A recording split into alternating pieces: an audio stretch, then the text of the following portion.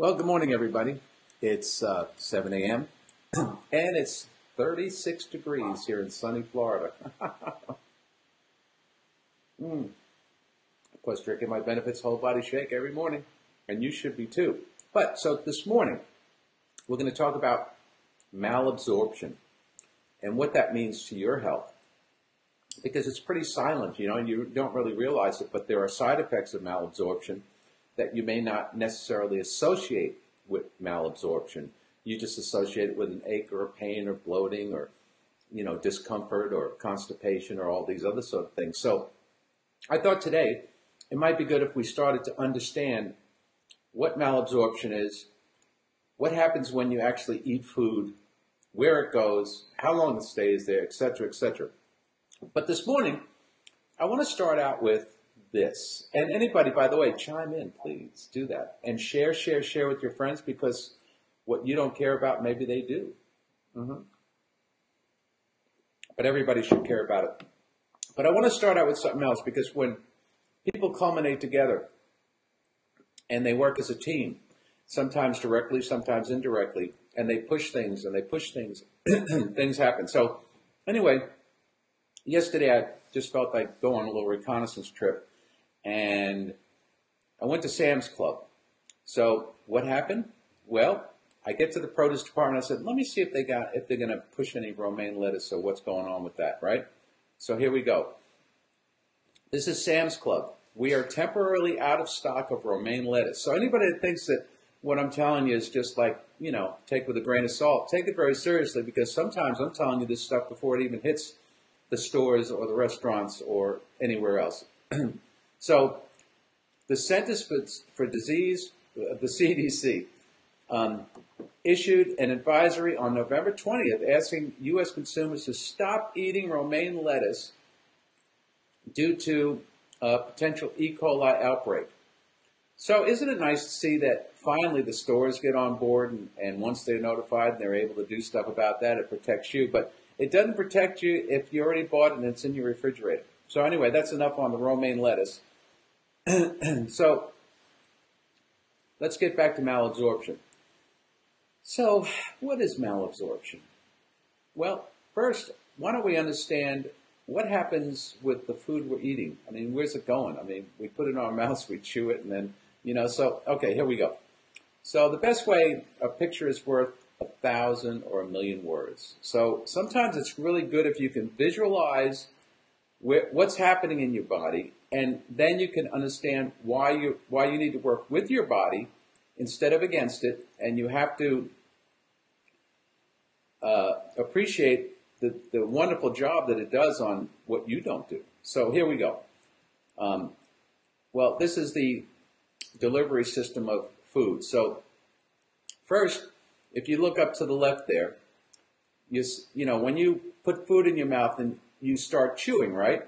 So the mouth makes saliva, right? Now the saliva it's enzymatic. It has enzymes in it. So it actually starts chemically breaking down. That saliva is the chemical. Let's call it a chemical. It actually starts breaking down food as you're chewing it.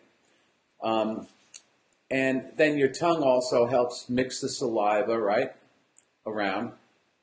And your teeth are used to chew the food into pieces. Now, here's, you get all these experts, so-called quote-unquote experts, telling you, change your diet, do this, do that. Well, look, it doesn't matter what you do if you don't prescribe to certain things to work with your body, because this is a miracle machine, man. And if you work with it, it'll work optimally for you. Now, here's the first problem we have. Most people don't chew their food enough. And you'll get to see why it's really important to do that as we move down this scale, right? So when you put food in your mouth, just don't scoff it down and swallow it, because then you're creating a problem for yourself. You're creating a problem for the body. So chew your food really good. The reason we have teeth is to macerate, break down that food, because as we're chewing and we're breaking that food down, that's when the nutrients are coming out of that food. So the more we chew, the more nutrients we're getting out of it. So think about it as squeezing an orange or something like that. You want to squeeze it till you get the last little bit out. And that's what chewing does. So then, after we finish chewing and we actually swallow, the food starts to begin to go down the esophagus, right? And that's through the larynx, the throat, the esophagus, right? So now from the esophagus, it then goes. Now the food now is continuing to try to break down a little bit, all right? And you've chewed it. And then it goes into, into the stomach. Now, what happens in the stomach is this. There's a bunch of chemicals in your stomach. These are high acids, man. Strong acids. And it turns this food that you're eating, or the food that you chewed, and the food that really wasn't, liquefied into a goopy soup. They ever see that on those kids' TV shows, Slime or whatever it is? So yeah, it's kind of like slime and like that, right?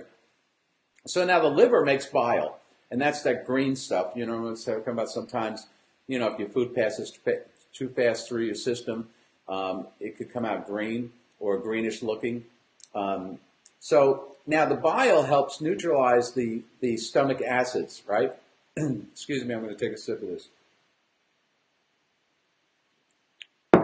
And that digests some of the vitamins that you're getting out of your food. Good morning, Darlene. I'm glad to see you here this morning. I know it's early, but you should all feel better up north because it's 36 degrees here right now. Anyway, so when these acids come together in the stomach,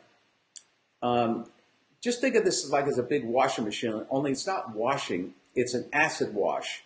So what it's doing is churning stuff around and whooshing it around, and the more it whooshes it, the more it breaks down whatever food you didn't chew well enough, and it's trying to excrete all these nutrients from it, right? So now the bile is stored in the gallbladder until it's needed, right? And then the pancreas, then we come down to the pancreas, and this is where more enzymes break the food down even more. Now, if you notice on this illustration that I have up here, when people say that they're full, and that or they're bloated, and they always touch their stomach and they say, "Oh God, I'm so full." Well, if you really look here, and they're really usually always, pushing their abdomen or touching their abdomen when they talk about their stomach. But as you could see from this here, the stomach is a lot higher than where people are touching their lower abdomen, right? When they say, "Oh, I'm stuffed or I'm full."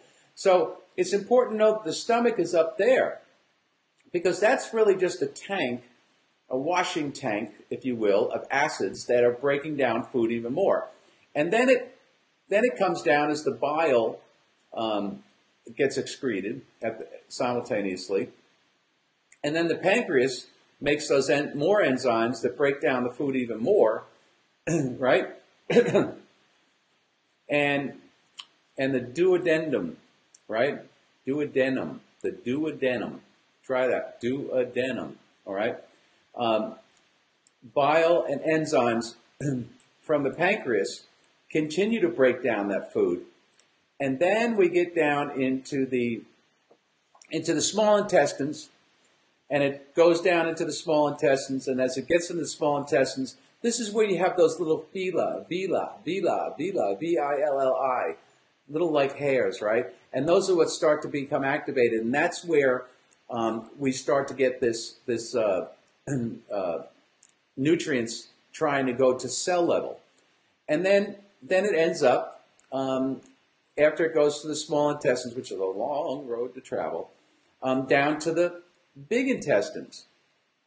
So, and then after that, of course, it reaches the colon, and it absorbs water. Your colon absorbs water and electrolytes from the food that you've eaten. And then, of course, eventually it gets down to the rectum, and this is where you then evacuate, and this is the final result that you see when you look in your porcelain bowl, right? Now, so understand that it's a journey. It's a long journey that it takes. So if we can visually see where our organs are, we see where the liver is, which is, right up here. Now, of course, I don't know how you're looking at this, but, my liver's on the right, stomach's more toward the left. They're a lot higher and pretty much almost where the rib cage is, right? Because the liver is kind of protected from the rib cage. What a beautiful design this is. I mean, think about it. Think about all of this right here. This is all of these are hollow tubes. It's a tubing system. It's like this really sophisticated air conditioning duct system, right? That goes through your body. But you have to understand that it goes through this process in order for you to optimize the process so that you get the most benefit from it when you're actually eating food, right? So now that if you've all got that, into the mouth, down the esophagus, into the stomach, the acid wash, down, pancreas, down to the small intestines, into the big intestines, into the colon. Now, this is where we get a little crazy, right? So let's just look at this and see exactly how long it takes for your food to go through this process, because you don't want to over inundate your body with so much food that it can't process it, right? So let's say when you put it in your mouth, it only stays there for a few seconds, like 10, 15 seconds, depending on how much you chew. And remember, like I said, the longer you chew, the better off you are. Then when it gets into the esophagus, it takes about 5-6 seconds to run down the esophagus, maybe 10, 15 seconds, all right? Now, when it gets into the stomach, it depends on the food you're eating. But that'll stay in the stomach, you see, because that's like your acid wash. And the body's not going to really release it till it's ready, because it has to make this goopy soup, right? So this could take anywhere from 2 to 4 hours, depending on what you eat. And the less you chew, the more time it's going to take. Okay? So let's say 2 to 4 hours, and then you have something else to eat in another 2 hours. You're overwhelming your body.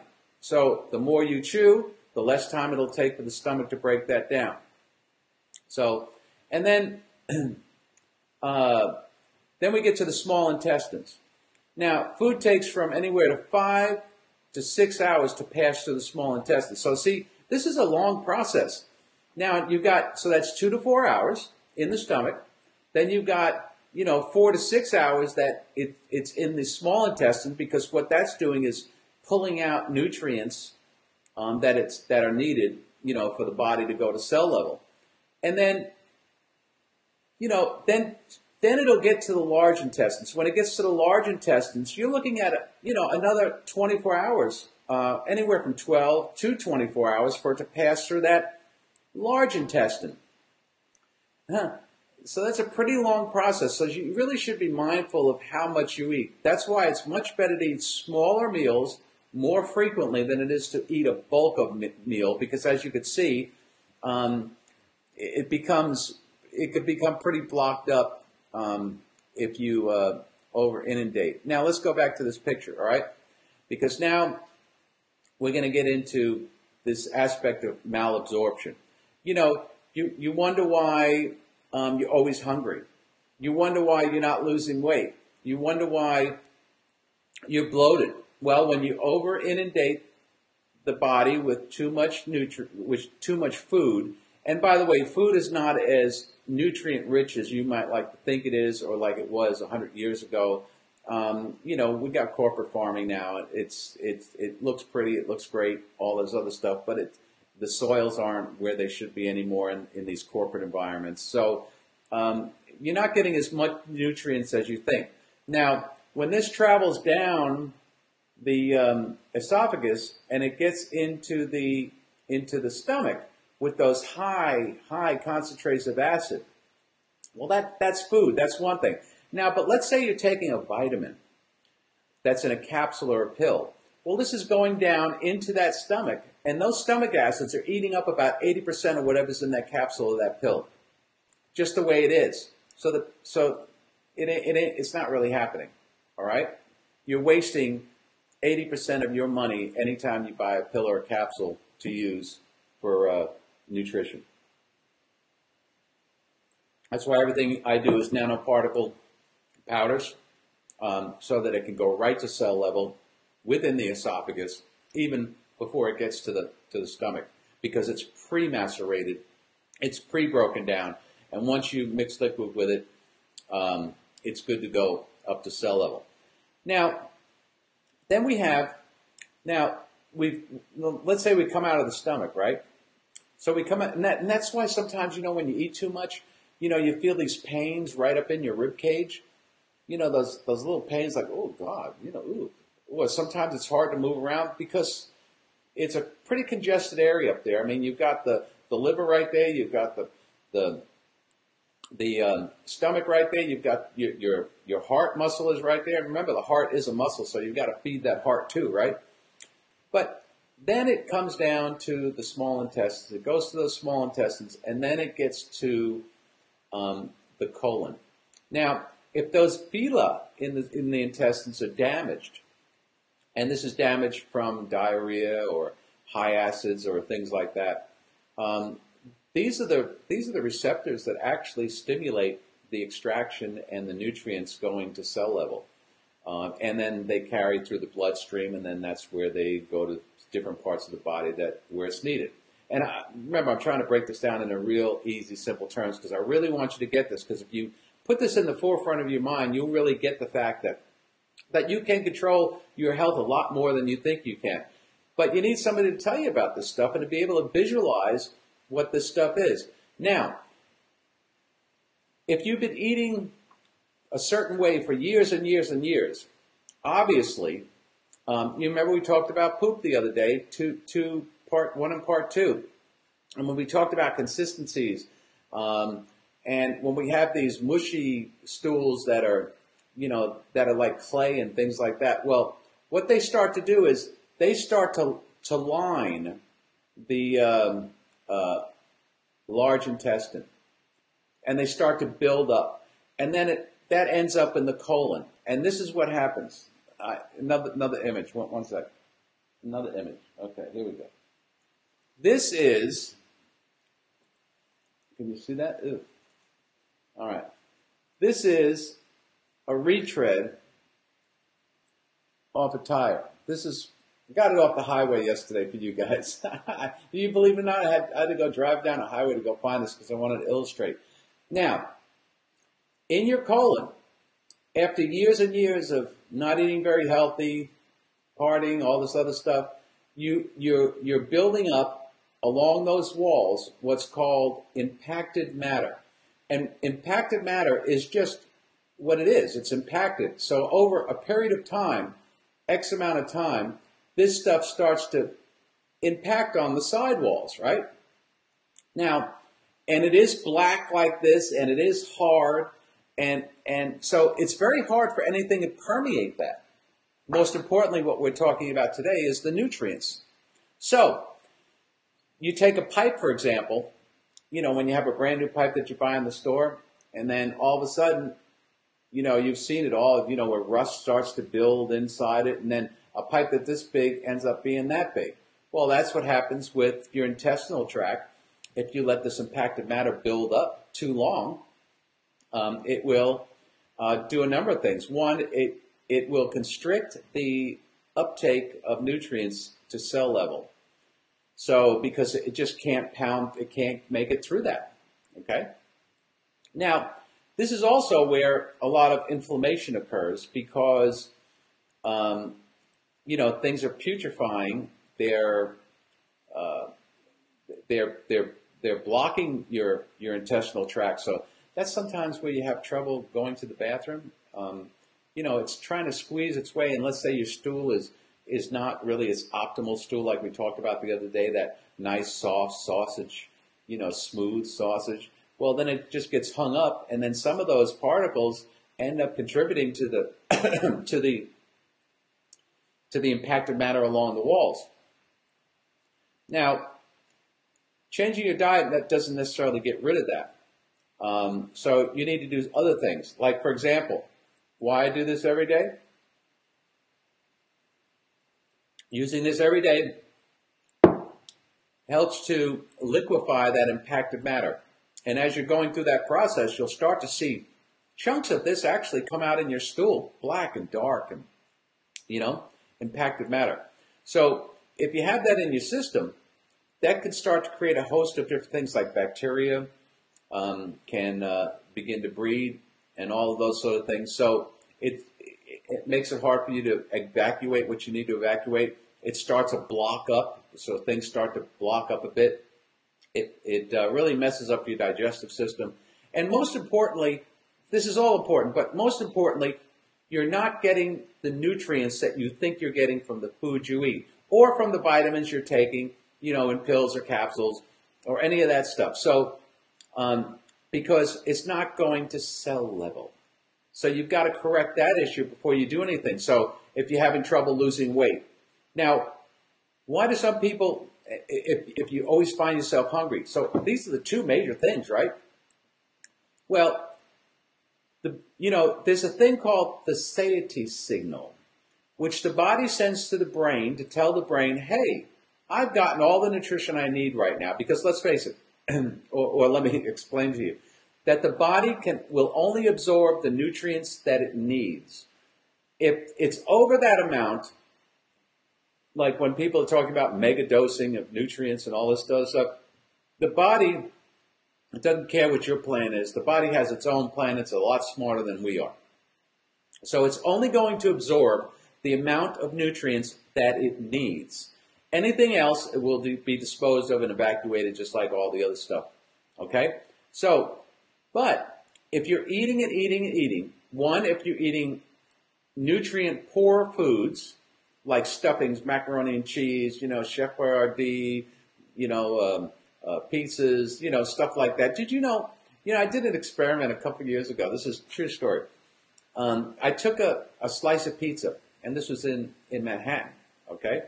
I took a slice of pizza. I put it outside overnight, thinking that, you know what? Let's see if a rat wants it. And, nothing's going to stay around overnight in New York City because there's some kind of creature that's going to eat it. A rat won't even eat a pizza because mozzarella really doesn't digest very well, right? So you think about years and years of just pizza eating. And look, I love pizza and I eat pizza too, but I also drink this every day to make sure that nothing stays. So the foods that you're eating are pretty important. And the amounts of food in each session is very, very important. Now, if you have this problem with you're eating nutrient-poor foods, well, and even if at this point, if you have that impacted matter and you're eating nutrient-rich foods, unfortunately, a lot of those nutrients are not going to get to cell level. So a satiety signal is not being sent to the brain saying, we have all our nutrients, we don't need any more. So what happens? You begin to eat more and more and more because the brain is only concerned with one thing, survival. The brain will devour every organ in the body, leaving the heart muscle for last, just for it to survive because it knows that it has to pump blood in order to get oxygen and nutrients up to the brain for it to function. But the body will eat itself and its organs in order to have nutrition. So don't be fooled. The brain wants to survive. No matter what you want to do, the brain wants to survive. So if the brain is not told it has its nutrients, it will continue to send signals to you saying, eat, eat, eat. Well, that's what happens. You keep eating, and you keep eating because you don't feel like you've gotten enough. And the brain keeps saying, come on, I need some more. So when you have impacted matter, you're not getting those nutrients to cell level, which means you're going to eat a lot more, and you're never going to get that nutrition, but you're going to put on a ton of weight. If you're trying to lose weight and you're not getting these nutrients, now listen, impacted matter is so important because there are a lot of people that carry, listen to this, anywhere between 5 and 25 pounds of impacted matter. That means stuff that you've eaten that is impacted on your intestinal walls and in your colon is not going anywhere. It's just creating this layer like tarmac, like blacktop around in your colon. Not a good thing. So when we talk about rectal cancer, when we talk about colon cancers, hey, how do you think this happens? So listen, if you are not prescribing to getting rid of that, the chances of colon cancer and rectal cancer and all those type of cancers are just being increased. You're also not getting the nutrients so that the rest of your organs can function properly. So that's going to be a detriment to you also. Now, all right. So I hope I made my point to you that these quick cleanses are not going to solve that problem. Matter of fact, they can actually irritate your condition even more. Women douching, all right, vaginal douches. We found that when vaginal douching is not really that great, because what it does is it actually strips the body of its natural flora, which could actually create bad flora or let the bad flora, multiply quicker and faster. So when you're stripping something, just like when you're stripping the oil off your skin, it's then got to pump out more oil to compensate for what you've stripped away. So these fast cleanses can be dangerous. There's no quick fix. Remember, if you got rid of this impacted matter, you could be carrying anywhere from 5 to 25 pounds of it around every single day. Imagine getting rid of that 5 to 25 pounds of impacted matter, right? Think about that. You're going to lose weight, right? Secondarily, there's a condition called ascites. Now, what ascites means is that fluids are building up and circulating around your organs. And this is where you get bloatedness or extended stomach, or extended abdomen or whatever it is, right? Simply what this is fluids around the organs. Now, if you got rid of those fluids, this is the trick that they try to use, with these weight loss things and all this sort of stuff. Because most of the weight you're going to lose in that guaranteed to lose X amount of pounds in X amount of days. What you're really going to be losing, you're not going to lose impacted matter, but what you're going to lose is water. That's mostly what you're losing in that initial stage. You're releasing salts, which then salts retain that moist, the water, and you're pulling those salts in and evacuating those salts in your body, and then the liquids start to get rid of all that fluid that's stored up. And ascites can become a dangerous condition if it's not put in check and in control. So now this is malabsorption, because if nutrients, in simple terms, if nutrients are not going into your bloodstream, if they are not going to cell level, then you are going to eventually have malabsorption. I've dealt with a lot of alcoholics and drug addicts in my career. And a lot of alcoholics, you'll see them, they'll have these little stick legs, and then they have this big bloated stomach, right? Well, that's malabsorption, you see, because then it could get to a certain point where no matter what you ate, it's not going to be absorbed by the body, and therefore you're not getting any nutrient, and this becomes a very, very dangerous condition. And then you're going to have a host of all these other maladies and side effects that are going to take place. And look, it's always best to learn stuff like this, visualize it where your stomach is, so when you have those pangs up here, whatever it is, after you eat too much, it's that stomach pushing up against something, not a good thing. All right? Your colon, very, very important to keep that colon clean. Why do you think when you go for a colonoscopy that they give you the Duralax, you know what I mean? And that's the most horrible position of your colonoscopy, because when they give you a little propofol and you go under, you don't feel anything and know anything, and you're waking up in a bed going, oh, what happened? I know, because I've been there myself. But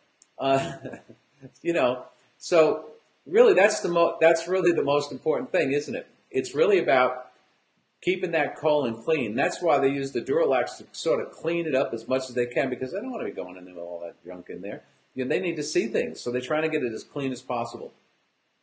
Now, this could also create polyps, benign or cancerous. Like I said, inflammation, which we know is a breeding tank for diseases and maladies. Now, all right.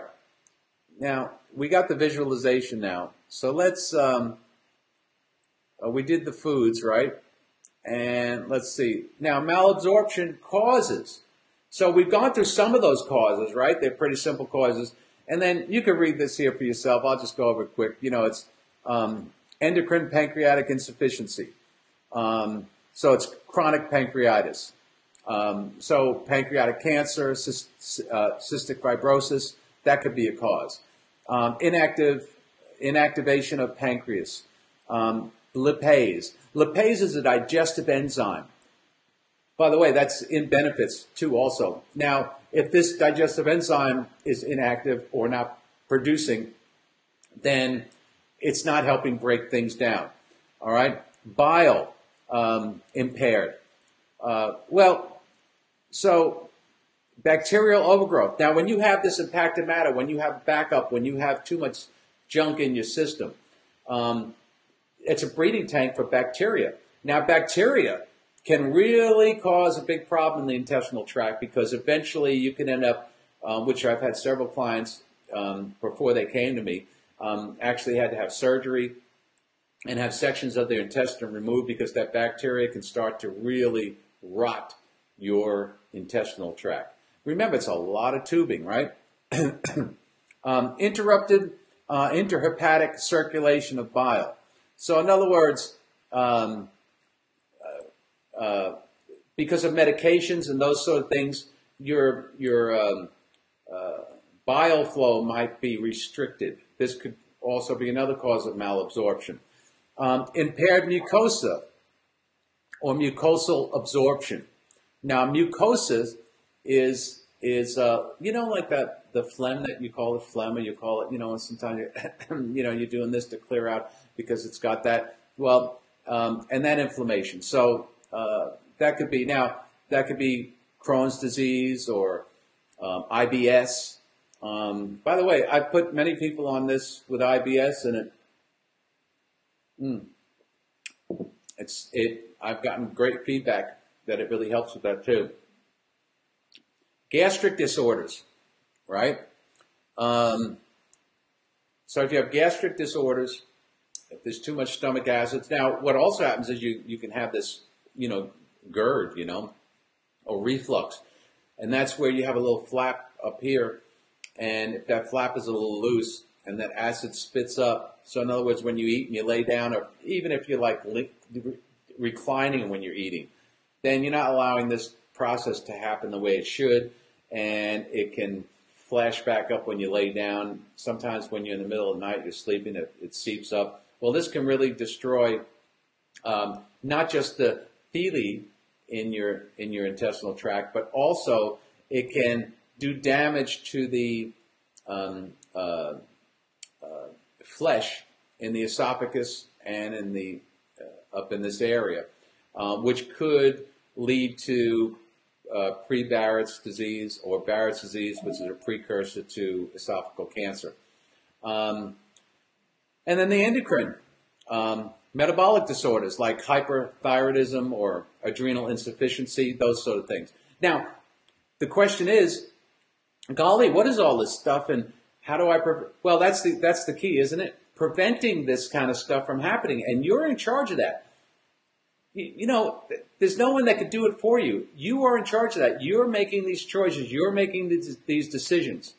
I can't tell you how many people come to me after they've been to all the doctors, or after, and they say, well, there's nothing we can do for you. Or how many people that just say, nah, I could put it off till tomorrow. I don't have to worry about it now. I feel great today. But what's happening inside is you're not going to feel any of this stuff until it's too late. When you feel it, it's well entrenched. Remember that.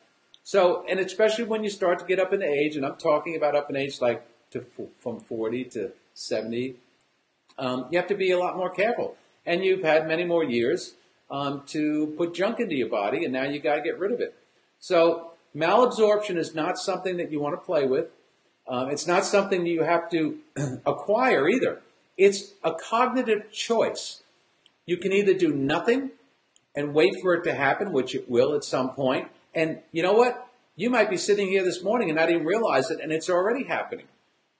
When it starts to happen, it just continues to get worse, worse, and worse, and worse. And then what? Then you're going to be put on a bunch of prescription drugs. They started you out with one prescription drug, and then you got to take another one to counter the side effects of that, and then another one to counter. That seems like a lot of work to me. And then you're in what I call the death loop. You never get out because then you can't pull off these prescriptions. Don't you get it, man? It's legalized addiction. It's a legalized addiction platform to addict you to pharmaceuticals. Remember, there's no money in cure for the most part. The only money in cure is about research for cure because they keep saying, we have it, we're close, we're this, send us more money, fund us more. But there's no cure, there's no money in cure. There's huge amounts of money in managed life care. So in other words, if we can manage you for as long as we can and make you buy all the stuff that we want you to buy and prescription drugs and doctor's visits and all this other stuff, then that's profitable because they know how to keep you right on the borderline of death or above so that they can keep making money off you until they can squeeze that last little dollar out of you. And once that's gone, man, you're history. I can tell you. And I know that because I had an incident where I had a life-threatening situation, and in my case, they just dropped my insurance policy. I mean, they just closed it. So when we talk about pre-existing conditions, well, some conditions you don't know you have because it's bloodborne. It's in your body for 25, 30 years, and you don't know that. And so, but in their book, it's pre-existing. So in a way, being born means you have a pre-existing condition called life. So think about that. Look, you don't have to be sick. You don't have to be crippled. You don't have to be constipated. You don't have to be overweight. All of these things, the body is your miracle. The body can do those things for you if you just work for your body and in tandem with your body, respect it. Understand that without your body, without those organs, you don't have a life. You don't exist. You will not perform well. You will not work well. You will not be happy. You'll be miserable. You'll be in pain all the time. Just go to a Walmart or somewhere like that and walk around the store. I go around and I walk around and I see so many people with this puss on their face and they're walking or they're hunched over or they're leaning on a thing, or these people that are young sitting on those little electric carts running around. I mean, man, if life is that laborious for you that you can't enjoy shopping, if you can't put a smile on your face when you're out shopping, then you've got some physical issues, man, that you need to deal with. And for all you people that are wasting money on all this weight loss junk and all these certain systems and everything, look, it's a lot easier than they make it out to be, and it's a lot less expensive. You see this right here that I'm drinking? Benefits Whole Body Shake. That is it's not the cure-all, it's not the miracle, but it is the foundation of every program that I implement because I developed it for my life, for my health, for the optimal functioning of my body no matter what. So I don't get sick. I don't have these pangs. I don't have these issues. I don't have weight fluctuations. I don't walk around starving all the time and thinking that I want to eat more because my body's getting the nutrients that it needs. You just have to get off your butt, press a few buttons, go buy a bottle of this, man. Give me 30 days, please. I'm doing this because I care about you. I'm not doing this to make a buck. I already made bucks. I'm doing this to help you, to tell you that, look, I manufacture a lot of different products. By the way, everything I manufacture is right here in the US of A. But I've manufactured products for a lot of companies across the country and internationally. And I can't tell you how many product companies come in and say, here's my price point, and this is what it's got to come in at. You can't make very good products when you have a price point. You have to make a product from a scientific standpoint of its efficiency, its efficacy, and it's result oriented. And that doesn't take into consideration pennies, dollars, and cents. It says, put a formula together, Rick, that works, that gets the results, that's got the efficacy to it, and then we'll see how much all those raw materials cost. So there's not much out there And if there was, believe me, I wouldn't go through all this and making products. I could just sit around and talk about health all the time. I mean, my job is pretty easy because there's so much dysfunctional stuff out there that all I have to do is dispel all the myths and the rumors and all the junk that's out there.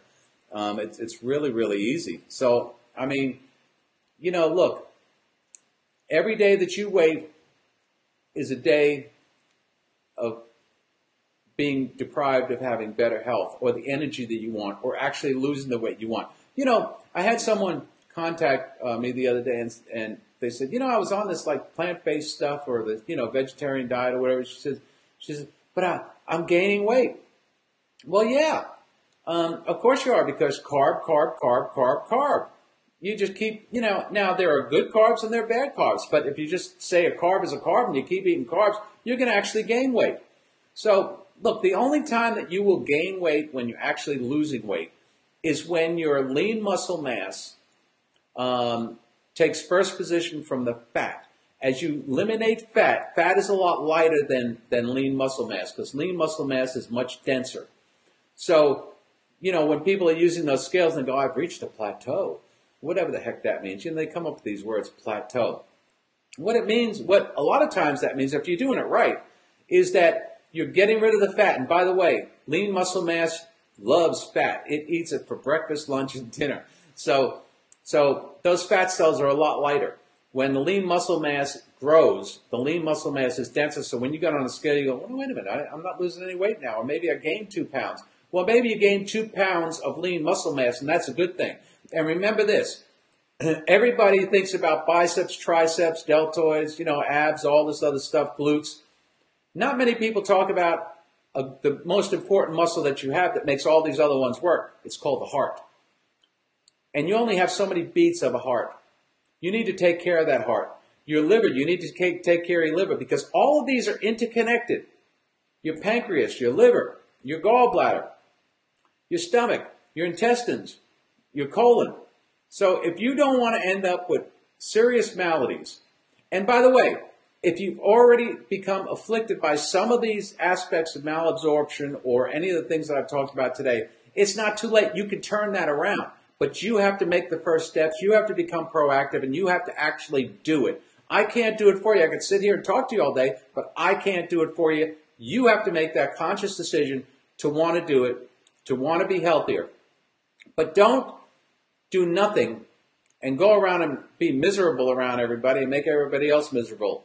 How many times are you going to say, I can't go out and play with the kids, or I can't go to that dinner, or I can't go to that lunch because I'm too lethargic or tired, or I don't feel good, I got aches and I have pains? How many times are you going to look in that closet and say, oh, I wish I could wear that dress. If I could, I'd go to this little soiree tonight or something. Well, you know, you can do all that stuff, but you've got to want to do it. So look, I'm going to say this for one more time because this is what I do, man. Here. It's called Benefits Whole Body Nutrition Shake, and it's deep, dark chocolate gelato. I love it every morning because it's like I'm drinking a candy bar almost, okay? It's not candy, but this is what I use every single day, once a day in the morning, sometimes even in the afternoon, and this is what keeps me up and going, and it's kept thousands and thousands and thousands of people up and going. It has turned people around. It has turned their whole lives around. When I start someone on one of my programs for optimal health, and that's why I call it intelligent health, because we have to be intelligent about how we're going to be healthy. Everybody that I put on, I don't want them to change anything initially. What I want them to do is catalog and keep a diary of what they do every day, because remember, if you become conscious about what you're doing every day, it's much better off. But this is the first thing that I make sure that they get into their system and use every single day. And they will start to feel the energy. They will start to see their organs functioning better. They will start to see aches and pains go away. They will start to see inflammation start to diminish. You'll even, it's 116 calories, depending on what you put it with. Or you put it with regular milk or almond milk or water or whatever. But 116 calories. This is really, I mean, I don't even want to talk about Starbucks and fruit, and bagels and Dunkin' Donuts and all that sort of stuff. This is what you need to put in your body every day. If you just did this simple thing, A simple little thing. What's it going to take? Are you that arrogant? Are you that pompous? Do you think you're so above it that you don't need something? Yeah, I grant it. There's tens of millions of crap stuff out there that people try to push. Well, I'm not a salesman. Obviously, you can tell I'm not very good at selling. I'm really good at knowing how the human body works. I'm really good at helping people get healthy and reaching their optimal goals. That's what I'm really good at. I'm a really great coach for people.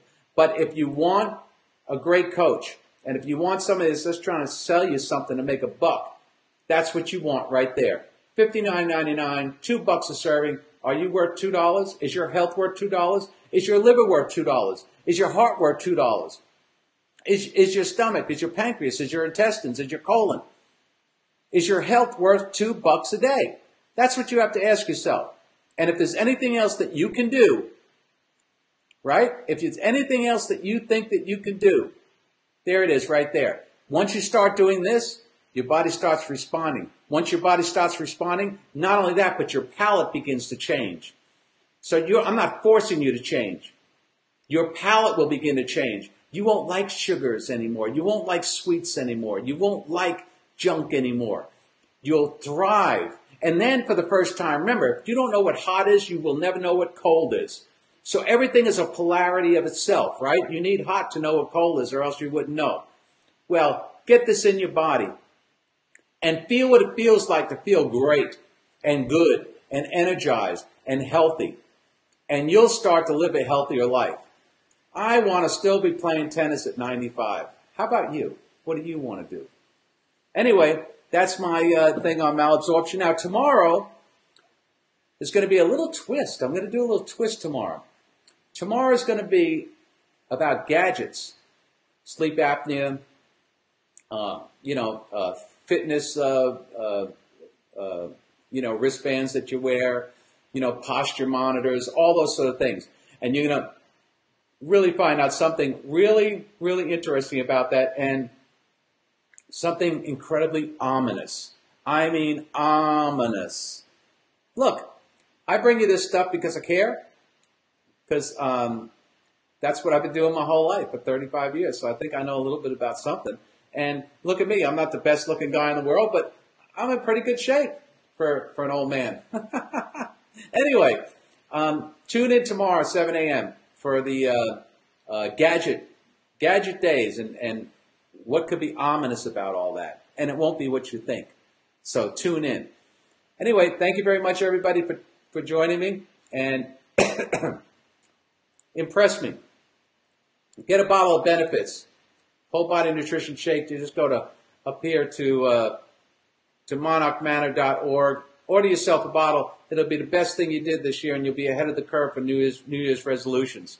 And your palate will start to change, and your body will start to respond, and things will get a lot better in your life, from your brain to your breathing to your bodily functions to your organs being nutrified the right way. Anyway, somebody said to me, maybe I should do something on this one particular product. Now, I want to make this clear. I am the formulator of this product. I invented it. I formulate it. I manufacture it. This is not some multi-level marketing scheme or any of that sort of stuff, affiliate programs or anything like that. And I will refuse to sell this in a store. This is something that saved my life, that brought me through a life-threatening situation for a couple of years, where otherwise I would have had to be on chemotherapy and all that other junk. All right? So, and by the way, for the moment, I'm clean and in remission and healthy as a hog. Well, maybe healthier than a hog. Okay, everybody, God bless you. Take action today. Be proactive, because the number one cause of premature death and illness in America is procrastination. And if you're a procrastinator, don't call me up later on. I get that all the time. Don't call me up later on to say, oh, God, what am I going to do now? Well, you could have done a lot right now. And then down the road, you wouldn't be calling me up freaked out. All right? I get that all the time. All right. God bless. Have a great day. Bye-bye now.